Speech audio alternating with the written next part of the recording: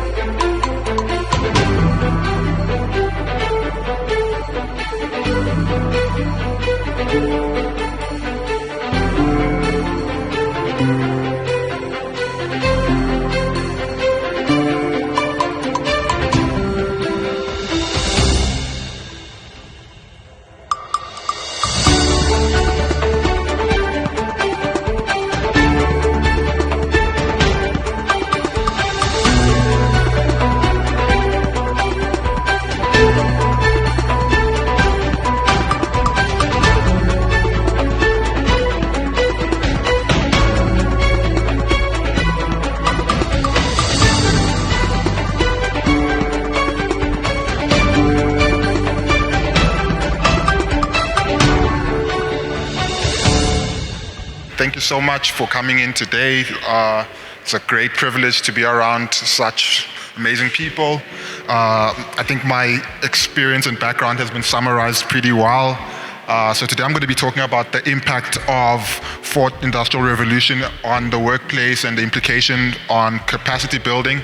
I guess ultimately for me, the point of my whole workshop is really to demystify a lot of the jargon around Fourth Industrial Revolution, as well as just make it digestible and prepare everyone kind of mentally, because I guess the biggest thing that we've noticed, and because we've worked on so many different projects in the space, is the future of the workspace and the work environment is one that's adaptable, and that's going to be required from both business and from the people in business. So there's a ton of demand for people to be able to reskill and upskill.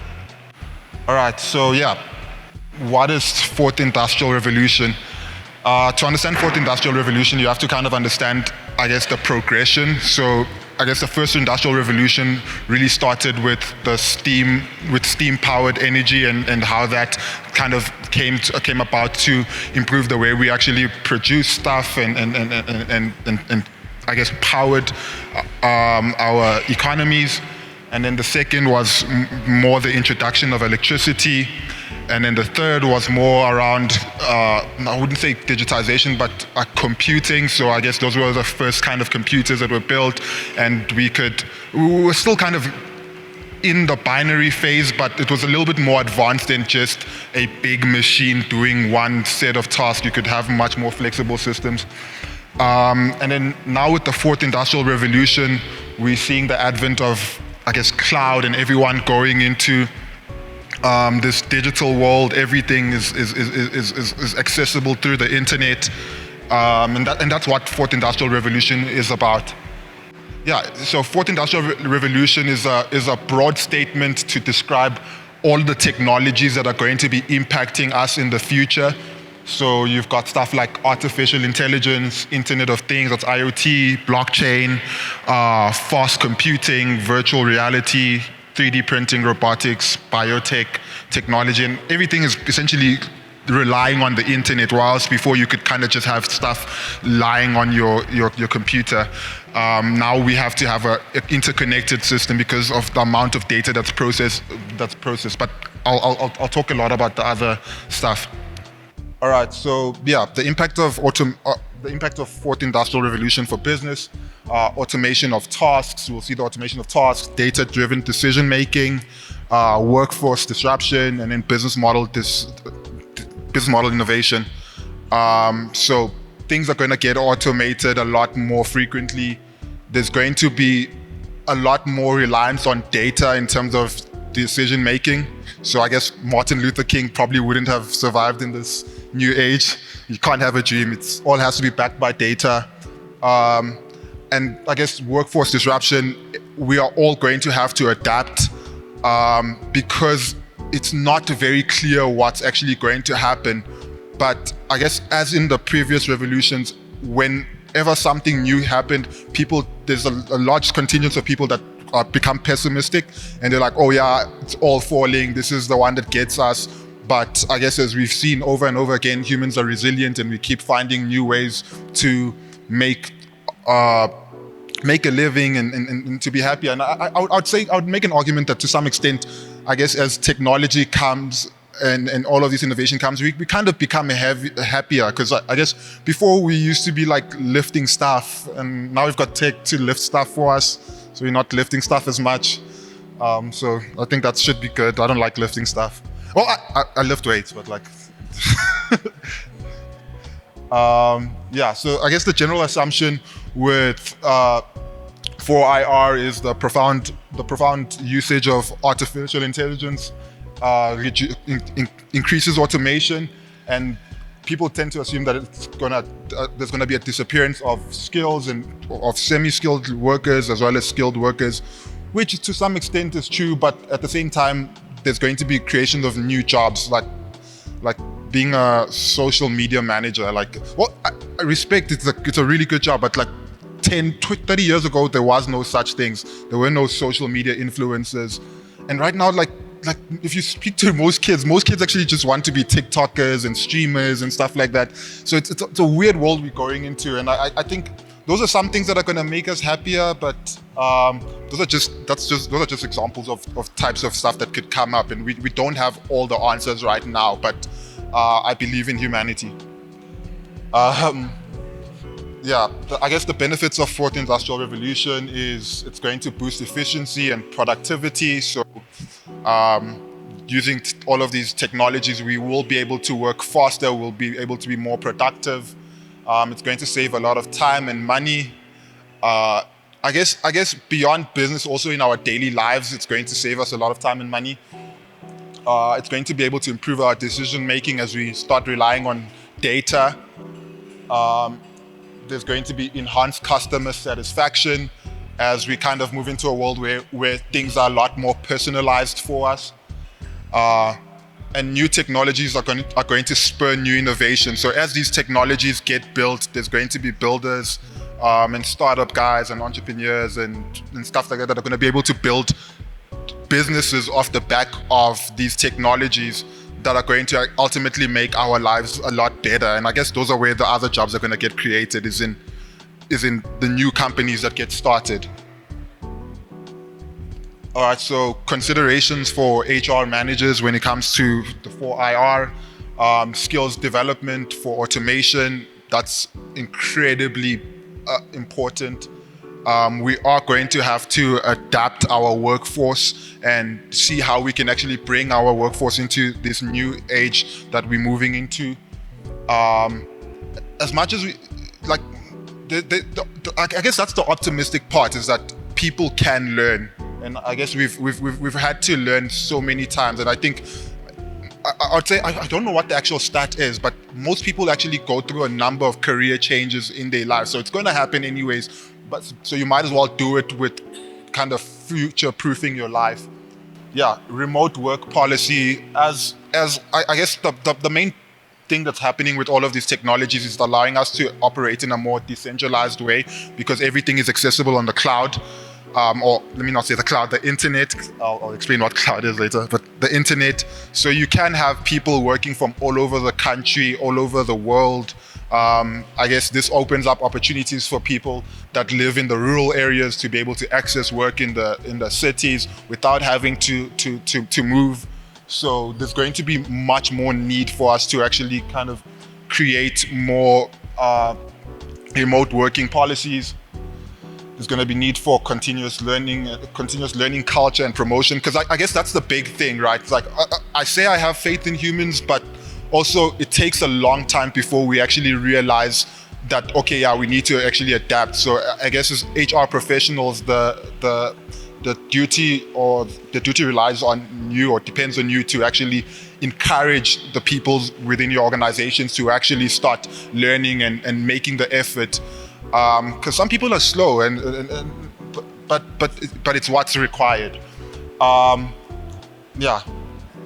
Digital literacy for all employees. I guess this is by default, because we live in a digital society and everyone has smartphones. So I think that the digital learning curve is actually shortening because we interact with technology every time. So the leap is not that large, but it's really taking people out of their comfort zone, and I guess emphasis on that. Cybersecurity in workforce training, as things go into the internet and everything lives on the internet, we put ourselves at risk of cyber threats and malicious actors trying to, I guess, get hold of company data or do shiga shiga. Yeah, I shouldn't have said that. That was not in my presentation. But yeah, we need to be able to also train people to actually make sure that they are aware of these cyber threats, because in cybersecurity, the biggest flaw, the biggest weakness for any company is the people. It just takes one person that didn't do something or did something, and that becomes a vulnerability. All right, so now I'm just going to go into a bunch of, like, I guess, terms and kind of jargon that people throw around, and sometimes we kind of nod our head and we pretend like we understand, but I guess I'm going to try and make it a little bit simple. So cloud computing. To put simply, cloud computing is literally like, I don't know, to contextualize it is, if you have a laptop, right, and you have, let's say, 60 gigabytes of data or 60 gigabytes of space on your device, you only have 60 gigabytes of space, so you can't really do much with it. And if you're a big company processing large amounts of data, you can't be constrained to whatever you can kind of store. And I guess the whole process of actually storing all of that data becomes really expensive. So there's a bunch of companies that basically built these computers that are specifically meant to store data. And these are the big professional companies like your Amazons and your Microsoft, where they will store your data in their data centers on your behalf. And basically how you access the data is through the internet.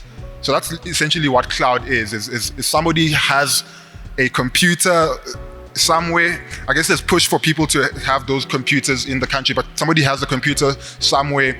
They store all of your data. They invest a ton of money to actually secure the systems, because again, there's a lot of problems with storing these servers, which are kind of like the computers that store data. But again, you get professionals that do it, and how you access the data is through the internet. So that's essentially what cloud is. Machine learning. All right, so machine learning is like essentially teaching a computer to learn from data, helping them make decisions without any direct programming. So you give, instead of actually programming it for every instance and every use case, you teach a computer how to learn and to basically come almost to its own conclusions and to adapt itself, and it almost kind of writes its own programs. I guess machine learning is prevalent in all applications, and it allows you to kind of achieve personalization at scale. So that's how you get recommendations on your feed on Instagram, on your Spotify. That's how you get like these autocorrect, which we all hate and love sometimes. Yeah. So, all right, when can machine learning be used? Machine learning can be used to predict trends from data like forecasting weather and stock prices, personalizing recommendations for shopping, automating tasks, improving medical diagnoses, and many more use cases. All right, so robotic process automation, RPA.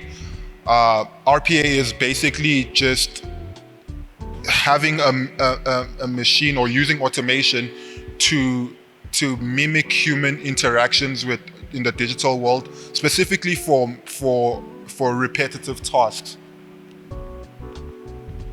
So you can use it for, I guess some of the use cases for RPA are invoice processing, quickly scan inputs and achieve financial documents, customer service, inventory management. But essentially, what RPA is basically the stuff that you do everything. Like I think in HR, let's say, I don't know if you guys work with CVs, but like the whole process of like standardizing CVs, you can use RPA to standardize all of those CVs and actually scheme it. Maybe if you want to take information from somebody's CV and then populate it onto a web form so it goes into your database, RPA can help you do that instead of having someone manually have to do that. Data analytics. Data analytics is basically using large amounts of data to collect or derive actionable insights. So you basically just take a whole lot of data and you analyze it, and you can project, you can actually sieve out or filter out the types of data information you want, and then there's advanced ways of sieving through the data. How do businesses use data analytics? They use data analytics to increase customer retention. So you can look at customer behavior and say, all right, what can we do to improve our customer experience, and which essentially results in keeping our customers in for longer. You can use it to make marketing campaigns. So who are the types of customers that typically buy from us? How can we target them more frequently? For risk management, looking at areas that are the most frequently at risk, and then looking at ways to kind of solve that. For supply chain handling and product creation. IoT. So IoT is basically, I guess, your fridge can order milk for you. That's the first time I heard about it. That literally just said your fridge can order milk for you. Basically IoT is just taking all of your physical devices and essentially connecting them to the internet. So I guess we have, like, some of us that drive fancy cars that like have all of these kind of tracking stuff. You can download an app from Mercedes-Benz and you can see your car health. Even just tracking your car is a form of IoT. Being able to switch on your lights remotely, being able to track your house remotely, and setting those instructions. Before, it was all kind of manual input. You had to physically do it, but then now you can actually connect all of these just different devices, like almost everything, onto the internet and control it remotely. But sometimes you can also write rules that determine the action. So you can say, if the weather is 30 degrees outside, then you should, what you call this, put on the air conditioner, so you don't actually have to do that. So that's essentially what IoT is. So these are just some of the use case: smart temperature control, I guess machine-to-machine communication, retail theft protection, inventory control, cybersecurity. As mentioned, cybersecurity is a pretty important part.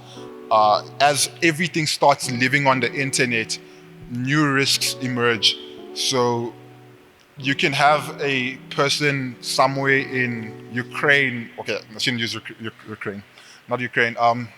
India. You can have someone in India actually trying to access your data because it's all connected through the internet. So cybersecurity is essentially the process of being able to mitigate against all of these cyber risks and cyber threats. There's a bunch of stuff that go into it. I'm not going to use the jargons, but you hear of stuff like encryption, which basically means, I guess, hiding your data in a certain way so that if somebody accesses it, they can't actually see what is actually in the data. So how do businesses use cybersecurity? Business protection against cyber threats.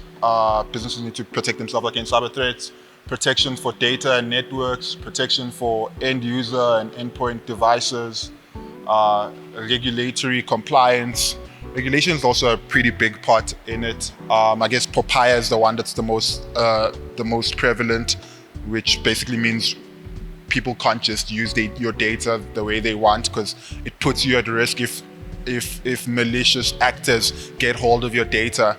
So I don't know if you've heard of like the Cambridge Analytica scandal, and I guess those are kind of the events that actually started triggering that. It's because if people have enough data on you, then they can actually get you to act in certain manners, or they can just put you in general at risk. Roles of HR in digital transformation. This is a bit redundant, but yeah, strategizing for workforce and digital development, digital skills development, implementing digital performance management tools, recruiting tech-savvy talent, leading change management initiatives, advocating for digital work culture. If any of you hire developers or recruit developers, you know they don't want to work from the office, and it's pretty valid. But there's no developers in the room, so we can keep them coming to the office. So myths around digital transformation. Digital transformation is quick. It's not quick because it's always ever changing. It's just not quick because there's so many parts of the business that actually needs to undergo the process. So it can be slow, but then it has to happen. Another myth is digital transformation only is a problem for only the IT department. That's not true, because everyone is going to be affected by it, and to some extent, everyone is going to have to be an IT person to a large degree as we start to automate things. Digital transformation ensures immediate financial return. In some cases it does, but not all the time. Sometimes the financial returns can only be seen like months or years down the line. But that's the same thing with any innovation, right? Is that you have slow adoption, and then once you get to rapid adoption, then the returns actually start making itself visible. This was supposed to be a little bit earlier on, but this is an interesting stat. Over 54% of employees require significant reskilling and upskilling. So even in current times, and we haven't even really scraped the surface of what's possible with digital, or what with fourth industrial revolution and all of these new technologies. And already right now, a lot of employees, which is over half of employees or people in the workspace, actually need digital upskilling. So to just end the talk on my workshop, fourth industrial revolution and this whole internet era is all really dependent on how much we can actually reskill and upskill, because so much is changing. Like I know I've done a bunch of events with like Microsoft, and we're seeing how they're going to be starting to integrate. In fact, they already have started integrating stuff like ChatGPT into the Microsoft 365 suite. So all of these stuff, but Excel has actually been around for long, eh? Like I'm actually just thinking about it, but and Excel is not going anywhere. In fact, they're putting AI into Excel. It's one of the most resilient ones. We should all be like Excel. That's my thing. Everyone should be like Excel. Just keep staying there and keep adapting. But yeah, the main thing is that we need to be able to adapt to all of this stuff, because we almost one app away from something changing in the industry, and kind of and I guess the way we make it through it is by continuously learning and improving ourselves and creating a culture that emphasizes on learning, because learning doesn't only end in school. Learning has to be continuous, and as organizations we need to be constantly pushing our people to do it, and that's why I added on the slide, it's creating a learning culture, because that's the way we actually endure as society. It's not by fighting this technology, it's by actually making use of it ourselves. But we could all be streamers as well, so that's also an option. But all right, thank you.